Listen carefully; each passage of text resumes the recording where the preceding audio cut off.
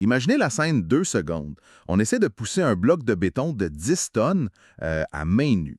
Ouf, bonne chance avec ça. Ben c'est ça, tout seul sur une pente qui monte. C'est exactement l'impression qu'on a souvent quand on essaie de faire changer les choses dans la société. Ah, tellement. Que ce soit d'essayer de faire adopter une nouvelle politique au bureau, de sensibiliser les gens à une cause environnementale ou juste de changer des normes culturelles. Ouais, on a l'impression d'être face à un mur, une montagne inamovible. Exactement. Et franchement, c'est la recette parfaite pour l'épuisement. C'est super décourageant. Ouais, le cynisme s'installe vite. Mais et si on se trompait complètement de métaphore? Mettons que la société, c'était pas un gros bloc de béton rigide, mais plutôt un organisme vivant, flexible, puis même presque gluant. Gluant, j'aime le mot. Ben oui. Bienvenue à Dialogue Augmenté, l'émission de balado où on prend vraiment le temps de décortiquer des textes, des articles, puis des concepts fascinants pour en extraire le jus, ce qui compte vraiment. Je suis Laurent Fémant. Et je suis Sophie Lemieux, puis notre mission aujourd'hui, c'est de désamorcer ce fameux sentiment d'impuissance là, face au changement. On va plonger dans une grille d'analyse qui, je dirais, transforme complètement notre façon de voir les dynamiques sociales. Dans le fond, on va décortiquer un article qui est vraiment percutant, tiré du blog de Carl Boileau. Ouais, un super bon texte. Le titre, c'est « Ce que les progressistes doivent savoir sur la diffusion des nouvelles idées ». Et c'est un texte qui met en lumière le travail d'un auteur qui s'appelle Alan Atkinson, puis son modèle qui est, disons-le, assez inusité. L'amibe du changement culturel. L'amibe, oui, c'est un modèle conceptuel, mais qui est visuellement très fort. Le but de tout ça, c'est vraiment de comprendre la mécanique de l'innovation. Comment ça marche en arrière-scène? C'est ça. Comment une idée, qu'elle soit technologique, sociale ou même idéologique, s'infiltre réellement dans le tissu d'une société. Parce que si on comprend pas ça, on tourne en rond. Absolument. La réalité, c'est que si on comprend pas comment une culture absorbe la nouveauté, on va droit vers l'épuisement. On va s'époumoner à crier dans le vide. Et c'est là que la métaphore de l'amibe entre en jeu, puis je la trouve brillante. Le texte nous invite à imaginer la société humaine tout entière comme une amibe géante. C'est capoté quand on y pense. Vraiment, parce qu'au niveau microscopique, une amibe, ça se déplace pas d'un seul bloc. Ça avance pas tout en même temps. Pour avancer, elle projette vers l'avant un genre de faux pied, ce qu'on appelle un pseudopode. Un mot super scientifique pour dire une extension de la bébite. Exact. Ce petit bout-là de l'organisme s'étire dans une nouvelle direction, il s'agrippe, puis éventuellement, il finit par tirer tout le reste de la masse gélatineuse avec lui. Moi, l'image qui m'est venue, c'est genre un gros élastique industriel. Ah ouais, une bonne analogie, ça. Tu tires une extrémité, ça crée une tension énorme, puis tu as l'impression que le reste bouge pas pantoute. Mais à un moment donné, la tension physique force la masse à suivre le mouvement. Oui, c'est une excellente façon de le visualiser. Puis le point crucial de cette dynamique-là, c'est vraiment le décalage. Le retard, ouais. C'est ça, le noyau de l'amibe, qui représente dans le fond la grande majorité de la population, avance toujours avec un retard par rapport aux pseudopodes. C'est le phénomène du centre retardataire, ce qu'on appelle souvent le mainstream. Le fameux mainstream. Ouais. Puis c'est important de dire que c'est pas de la mauvaise volonté de la part de la majorité, c'est simplement de l'inertie systémique. Le centre d'une société cherche la stabilité, il peut pas être à l'avant-garde. Ce qui m'amène au passage du texte qui est, à mon avis, le plus thérapeutique pour quiconque nous écoute, puis qui essaie de militer pour une cause ou lancer un projet. Le fameux pourcentage. Oui. Parce qu'il y a un mythe super tenace qui dit que pour réussir à changer les choses, il faut convaincre 51% des gens. Ou pire, que ça prend l'unanimité d'un seul coup. Mais le texte nous donne un chiffre magique tellement plus bas. Le fameux point de bascule, le seuil de décollage.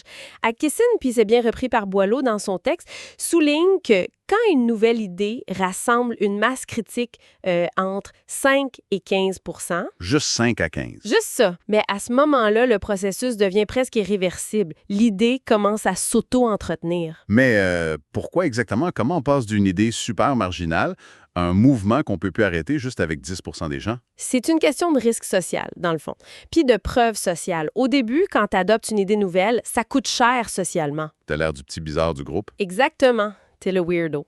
Mais une fois que tu franchis ce cap des 10 ou 15 %, le fardeau s'inverse. Les gens, dans la majorité, voient leurs voisins, leurs collègues adopter l'idée. La preuve sociale est là. Fait que c'est plus aux fondateurs du mouvement de faire la job de persuasion. C'est en plein ça. Les membres du noyau commencent à se convaincre entre eux, tout simplement pour pas être laissés derrière. C'est un soulagement immense de lire ça. Ça veut dire qu'il suffit de mettre toute son énergie à étirer l'élastique juste assez pour atteindre ce 15 %-là. Pas besoin de convaincre la Terre entière. Exact. Mais bon, ça soulève la question évidente. Qui sont exactement ces cellules-là qui forment le pseudopode? Qui a la force de tirer l'élastique en premier? C'est là que le modèle devient vraiment le fun. Ça nous donne une véritable cartographie des acteurs sociaux. Allons-y. Si on commence tout à l'avant, complètement sur le bord de la membrane, on a l'innovateur. Le pionnier, le géniteur de l'idée. Ouais, le chercheur dans son labo, le penseur super radical. Mais le texte précise bien une chose, l'innovateur est super souvent perçu comme excentrique. Oui, mais si on se Il pose. est presque déconnecté des réalités de la majorité. Il aime l'idée pour l'idée. C'est ça. S'il fallait compter juste sur lui, l'idée sortirait jamais de son garage. Ben non, parce que l'innovateur parle un langage que le noyau de l'amibe comprend juste pas. C'est trop abstrait, trop nouveau. Fait qu'il a absolument besoin de l'acteur qui est juste derrière lui, l'agent de changement. Ah, l'agent de changement, le traducteur. Ouais, c'est le promoteur, le courtier en idée. C'est la personne qui est capable de prendre le concept brut un peu bizarre de l'innovateur, puis de le marketer, de le rendre attrayant pour le monde. C'est tellement classique. Mettons si on pense aux grandes entreprises techno à leur début. T'as le génie d'informatique qui bidouille des circuits imprimés de façon incompréhensible dans son sous-sol. Ouais. Puis là, t'as le partenaire d'affaires qui arrive puis qui dit « OK, on va mettre ça dans une belle boîte design, puis on va le vendre au grand public. » Sans cet agent de changement-là, l'innovation meurt. Totalement. Mais même avec l'agent, il manque une étape pour rejoindre la grosse majorité. Il faut le transformateur. Le pont. C'est ça. Le transformateur, c'est quelqu'un qui fait partie intégrante du système traditionnel. C'est une personne respectée par le courant dominant, mais qui a une ouverture d'esprit. Mettons un gestionnaire progressiste dans une entreprise très conservatrice. OK, je vois. Fait que quand cette personne-là adopte l'idée, ça donne la permission aux autres de suivre. L'autre là, ben, c'est le majoritaire. Le noyau de l'amibe. Le fameux majoritaire. Puis le texte est fin avec lui. Il le décrit pas comme quelqu'un de fermé d'esprit. C'est juste quelqu'un de super occupé. Il a son hypothèque, ses enfants, son quotidien. Il n'a pas le temps de tester des affaires radicales. Non, il est ni pour ni contre le changement dans le fond. Il va adopter la nouveauté quand ça va être rendu plus facile de le faire que de l'ignorer. C'est le chemin de la moindre résistance. Puis en arrière de lui, t'as le retardataire. Lui, il évolue seulement quand la pression sociale ou légale est rendue trop forte, quand l'ancienne façon de faire existe même plus. Puis finalement, complètement à l'autre bout de l'amibe, à l'opposé du pseudopode, on a le réactionnaire. Le frein. Puis là, j'aimerais qu'on s'arrête 2 secondes. Parce que le terme réactionnaire, c'est super chargé. Surtout dans un texte qui parle de progressisme. Est-ce que c'est pas un peu facile de juste cataloguer ceux qui s'opposent au changement comme des méchants bornés? C'est un super bon point. Puis c'est crucial de rester vraiment neutre dans notre analyse ici. Le modèle d'Atkinson porte absolument aucun jugement moral là-dessus. OK. Le groupe réactionnaire, c'est pas les méchants de l'histoire. Le texte donne l'exemple des dirigeants de compagnies pétrolières face aux énergies renouvelables. Ben, de leur point de vue, leur résistance est parfaitement rationnelle. C'est ça, ils ont des infrastructures, des emplois, des milliards à protéger. Exactement. D'un point de vue systémique, le réactionnaire, c'est une force de résistance structurelle qui est même nécessaire. Imagine si la société adoptait instantanément chaque nouvelle idée radicale. Ça serait le chaos total. Ça serait ingérable. Et le réactionnaire force l'avant-garde à prouver que son idée est vraiment solide. Fait que c'est le frein qui empêche le char de prendre le fossé au premier virage. C'est brillant. Puis ce que je trouve vraiment rassurant là-dedans, c'est que ces rôles-là sont pas coulés dans le béton pour chaque individu. Ah non, c'est super fluide. Oui, tu peux être l'innovateur absolu qui teste des techniques de jardinage hydroponique capotées dans ton salon, puis en même temps être un majoritaire super docile quand tu achètes du linge, puis devenir un réactionnaire farouche quand on te demande de changer de logiciel de comptabilité. Tellement! Tu sais, en tant que voix IA, c'est sûr que catégoriser des gros modèles théoriques comme ça, pour moi, c'est un processus naturel. Mais c'est vraiment fascinant d'observer à quel point cette mécanique socioculturelle humaine, là, avec des rôles qui bougent tout le temps, ça demeure profondément organique puis imprévisible. Ah, ça rend la sociologie tellement plus riche. Mais là, mettons qu'on a bien compris ce qui se passe à l'intérieur de l'amibe. Le texte de Boileau s'arrête pas là. Il regarde aussi ceux qui flottent autour, les électrons libres. Ceux qui jouent pas dans la game de l'amibe. C'est ça, l'écosystème externe. C'est qui ces gens-là? Ben, il y a des figures fascinantes à l'extérieur. D'abord, t'as le sage. C'est le philosophe, le visionnaire ou même le moine. Il se tient vraiment en retrait de la frénésie du quotidien pour se concentrer sur les grandes vérités. Fait qu'il participe pas au débat sur Twitter, là. Non, pas du tout. Mais il agit comme une genre de source d'inspiration, surtout pour les innovateurs. Il leur donne la vision à long terme. OK. Puis en contraste total avec ce sage super zen-là, on a mon rôle préféré de tout le modèle, le bougon asocial. Le bougon, oui. L'ermite, le cynique, le marginal, celui qui fuit ou qui déteste carrément le monde actuel. Au premier abord, on dirait que ça n'aura rien. Mais en fait, le bougon crée une sous-culture, une poche de résistance brute. Ouais, mettons les hikers dans les années 80 ou la scène punk underground. Exact. Il rejette la société, mais juste le fait d'exister, ça crée un matériau brut, une énergie de contestation. Puis cette énergie-là, elle est récupérée par le dernier acteur externe. Puis c'est probablement l'un des plus importants stratégiquement. L'iconoclaste. Ah, l'iconoclaste, le critique professionnel. C'est ça, l'artiste provocateur, le journaliste d'enquête, l'humoriste satirique. Il est à l'extérieur, mais il observe tout. L'image que l'auteur donne est tellement forte. Imagine l'innovateur en avant de l'amibe qui tire la membrane en soin à grosses gouttes pour avancer. Puis pendant ce temps-là, l'iconoclaste est en arrière de la bibite, puis il donne littéralement des coups de pied dans le derrière, des réactionnaires. Une vraie attaque en tenaille. C'est ça. Il humilie le statu quo. Il le rend intenable. Son but, c'est pas d'amener des solutions, c'est juste de secouer l'arrière-garde pour qu'elle finisse par lâcher prise. C'est une dynamique hyper puissante, mais ça nous amène à un gros test de réalité parce que là, on a notre équipe. L'innovateur qui tire, l'agent qui vend, l'iconoclaste qui botte des derrière. Oui. Mais toute cette énergie-là sert absolument à rien si le cédopotiside est défectueux. Si l'idée elle-même ne tient pas la route, l'amibe suivra jamais, peu importe les efforts. C'est bien vrai. Avoir la meilleure équipe de vente ne sauvera pas un produit qui est mauvais. Puis le texte explique que l'innovation doit avoir des caractéristiques très spécifiques pour survivre. Il y a 5 facteurs de succès. L'anatomie d'un pséudopode gagnant, dans le fond? Exact. C'est quoi le premier point? Le premier facteur, c'est l'avantage relatif. C'est très pragmatique. Est-ce que cette nouvelle idée-là est perçue comme véritablement supérieure à ce qui se fait déjà? Supérieur pour le majoritaire, tu veux dire? Oui, pas juste moralement supérieur, mais pratiquement. Si c'est ambigu ou que le gain est pas clair, l'idée va mourir. L'innovation est compatible avec les besoins puis les expériences passées des gens. Ouais, puis ça, c'est un gros morceau. Mais là, j'ai une question. Qu'est-ce qui arrive si l'innovation demande carrément un changement radical des valeurs fondamentales? Mettons qu'on propose de quoi qui force une communauté à renier une tradition centenaire.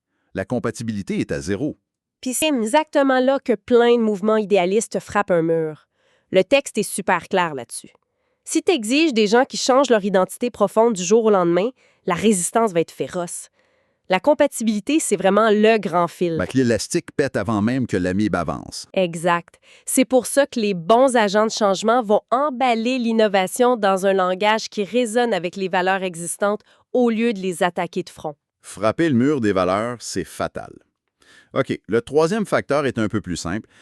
Justement, c'est la simplicité. Si c'est trop dur à comprendre, le monde décroche. Naturellement. Ensuite, tu as le quatrième critère, l'expérimentabilité. Est-ce qu'on peut l'essayer graduellement? Ah, ça, c'est tellement humain. C'est l'analogie classique du logiciel. Si on me dit, pour installer ce nouveau programme-là, tu dois fermer ton entreprise pendant une semaine, effacer tes serveurs, puis réapprendre à coder, personne ne va le faire. Le risque est bien trop grand. Ouais, tu perds ton monde. Mais si on me dit, voici l'essai gratuit de 30 jours, c'est juste un petit bouton sur ton navigateur, teste-le sans engagement, la barrière tombe. Faut jamais exiger le grand saut dans le vide le premier jour. Non, ça désamorce toute l'anxiété. Puis le dernier facteur, le cinquième, c'est la perceptibilité. Est-ce que les résultats sont visibles pour les autres? Pourquoi on a tellement besoin de ça? À cause de l'effet d'entraînement. Si tu adoptes une super bonne pratique, mais que personne ne le voit, t'inspires personne. L'effet de contagion est à zéro. L'exemple des panneaux solaires dans le texte est bon pour ça. Vraiment. Au-delà de sauver de l'argent sur l'électricité, c'est un signal social. C'est gros, c'est sur ton toit. Ça dit à tes voisins, regardez, c'est sécuritaire d'aller dans cette direction, je l'ai fait. Ça accélère la masse critique. OK, fait que, résumons, on a notre amibe, on a nos acteurs internes et externes, on a nos 5 critères pour une bonne idée, Mais sur le terrain, concrètement, comment on fait pour que l'information se diffuse? On agit où? Boileau, toujours en se basant sur Hodgson, identifie 3 avenues d'action. Puis il faut s'engager sur les 3 en même temps. La première piste, c'est la piste personnelle, l'individu. Changer ses propres habitudes, s'éduquer, tester la patente soi-même. Mais le texte dit bien que s'arrêter là, c'est vraiment pas assez. Non, l'AMIB bougera pas, je savais que ça. Fait qu'il faut l'avenue médiatique, la communication. Ça peut être une grosse pub à la télé ou juste porter un T-shirt avec un message ou en jaser à la machine à café. Faut rendre l'idée visible dans l'espace public. Puis la troisième piste, l'avenue politique. Influencer l'organisation, changer les règlements. C'est bien beau convaincre le monde d'utiliser des tasses réutilisables au bureau, mais si la direction ne change pas les politiques d'achat pour arrêter de fournir des verres en sirop-mousse, Oui, le changement reste fragile. Faut changer la structure. Puis d'ailleurs, par rapport à cette diffusion-là, il y a un truc fascinant dans les commentaires sous l'article de Boileau. ah oui, le commentaire de Waldo M. Bridgers. Il amène une perspective plus académique. Oui, il fait le lien entre l'avenue médiatique puis des études de 1971, celles de Rogers et Shoemaker sur la diffusion des innovations. Puis c'est faux parce que ça nous dit que, d'un point de vue structurel, c'est presque purement du marketing. C'est ça. C'est un processus de transmission d'informations unidirectionnel. Fait que, mettons quelqu'un qui veut implanter le compostage dans son cabinet d'avocat. Faut pas qu'il voit ça comme une croisade morale. Il a un produit à vendre, le compostage, puis il doit utiliser le réseau de son bureau pour le promouvoir. C'est du marketing interne, tout simplement. En dépersonnalisant le processus, on enlève une énorme charge émotive, tu cibles tes transformateurs, tes majoritaires, puis tu déploies ta stratégie. Ça boucle la boucle d'une façon tellement élégante. On parle de la biologie microscopique avec l'amibe, on passe par la sociologie, puis on finit avec du marketing structurel. Si on retient une chose aujourd'hui, c'est qu'il faut arrêter de croire aux héros solitaires. Oui, le changement, c'est pas un bloc de béton qu'on pousse tout seul, c'est de la biologie sociale. T'as juste besoin de réunir cette masse critique de 15 puis de laisser la mécanique de l'amibe faire la job. Juste d'être la bonne cellule au bon endroit, c'est super motivant. C'est libérateur. Mais pour finir avec une petite provocation intellectuelle adressée à quiconque s'intéresse à la sociologie, Vas-y. si la société est une amibe qui avance grâce à un pseudopode dominant, qu'est-ce qui arrive aujourd'hui avec nos réseaux sociaux puis nos chambres d'écho? On crée simultanément plein de pseudopodes super forts qui tirent tous dans des directions diamétralement opposées. Wow! L'élastique qui soit tiré de tous les bords en même temps. Exact. Fait que l'amibe finit-elle par se diviser pour de bon ou est-ce qu'elle reste juste complètement paralysée sur place? C'est la grande question. C'est une image terrifiante, mais fascinante. Est-ce qu'on se déchire ou on fige puis on bouge? Sur ça, merci d'avoir plongé avec nous là-dedans. Continuez d'observer les amibes autour de vous, puis on se retrouve pour une prochaine analyse dans Dialogue augmenté.